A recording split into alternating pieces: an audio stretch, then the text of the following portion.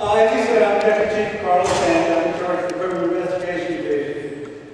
And on behalf of Chief Pennington and all the line, please feel the opportunity to be here with y'all. When Chief Pennington first came to office, one of the first things he did was to start having a quarterly forum with the LGBT community. And that, like a lot of things, as long as things are good, things like forums and things like that, just peter out and quit doing them. In reality, we should have kept on doing those so the contact would stay close between the two. I've talked to Officer Harris, who now works for me as the LGBT liaison, and we're going to start back, if y'all wish, we hope you do, we'll go back to having a quarterly meeting so we can talk all the time, so we can make sure that everybody's as much on the same page about everything as we can be, but at least we'll understand each other and know the whys and wheres of what's going on. So hopefully, sometimes out of an event that it's distasteful to something good can come out, and I hope that's going to be part of it.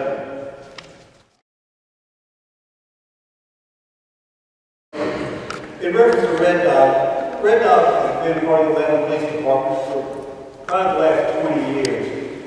The reason it was first formed was in the 90s, during we had a lot of drug problems and large gangs. A couple of gangs moved into the city, like the Miami Boys and a couple of others. It was felt like we needed to have a large contingency to deal with that. Since their inception, what they've done since that time, for the most part, has been dealing with open-air drug markets. Unfortunately, as we know, that has a lot of open-air drug markets. And sometimes the tactics are a little more aggressive than we would on regular patrol because of some of the problems we deal with. And it's amazing when you go into the neighborhoods, the first thing that most neighborhood groups that have large drug problems, what they ask for, can you get Red Dog over here? Please get Red Dog in my community. We need their help over here. Because they know they're aggressive and they're doing all they can to rid the streets of Atlanta of the drug problems that we have. And in reference to why they're used in certain situations as what's called a takedown team. When Vice does an operation, no matter where it is, usually they're going to be in plain clothes. It would be fairly difficult for them to do the takedown operation themselves because of the attire they have on. All of a sudden, people in clothes, just like y'all just got the audience, say police and pull out a gun, or don't pull out a gun, I shouldn't say it that way, show that they're the police, everybody can be a little bit leery because it may be a robbery or maybe something else. There may be a dark environment, I'm not sure what's going on. It's always best to use uniform officers to go in to do the actual takedown to ensure safety. The reason Red Dog is used on a lot of different occasions is because we don't have to take people out of the zone cars, regular beat officers. In other words, very specialized unit which we can get pretty much coordinated when we're going to do a narcotics warrant, or we have to go into a house, or we have to go into a bar, or to a restaurant, wherever it may be. So we can, it's very easy to coordinate. And they're specially trained to do things like this. The procedures are very strict, and they go bam, bam, bam by their numbers over here. They do it all the same way. They don't vary on how they do it. This is something we can look at in the future, sure we can. There's nothing that we can't look at. But that's the rationale for using the Red Dog officers, because they are very well trained, they're very well disciplined, and they're easily available. We don't have to pull people off the streets or doing our 911 calls and make sure we're trying to make sure people don't break into your houses or break into your cars.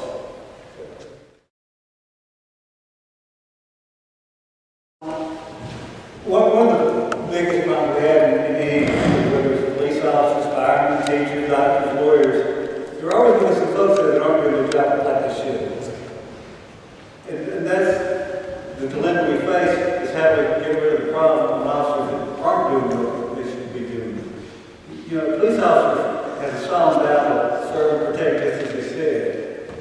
And when you have somebody that does not do that, that's a black mark against the whole police department. I understand the dilemma of some folks not wanting to report when this happens. For one, fear that all their friends and neighbors do not know that they're gay or whatnot. They don't want to do that. They may hurt their job or whatnot. I understand that. And I understand people saying, well, police officers are going to look out for police officers. We see that in the movies all the time, and sometimes it happens in real life.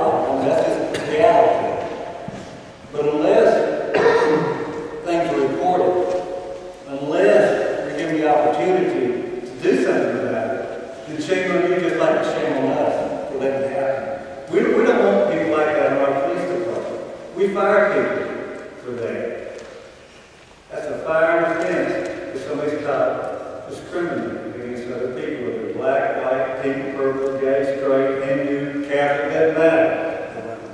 That's one of the biggest parts of the police department. Unless people come forward, you may not know. It may take more than one person to come forward before we ever do something about the problem. So it's not something we want in the police department. It's not something you want in the police department. We've got to work together.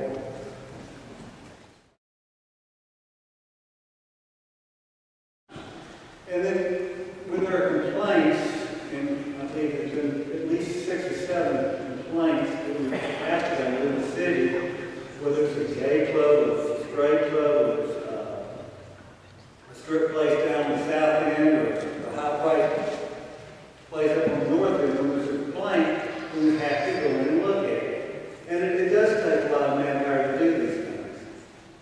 Our vice unit right now has 4 investigators and 6 officers assigned to 10 people. It's really a large sum of people. When they do investigations, these larger ones, it takes a period of time. It started back in May, didn't conclude until in September because of other things going on. So it's kind of like you have to do things as you have time to do them.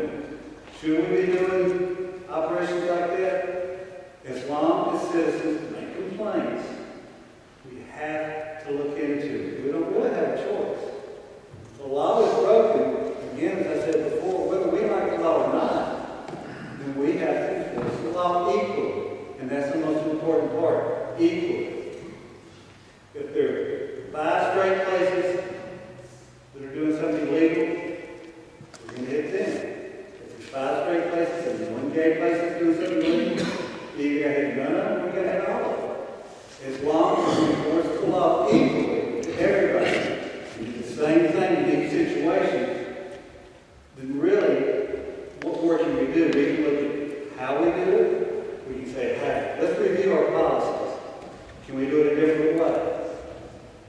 That's really the crux of the line. It's A, is everybody treated equally?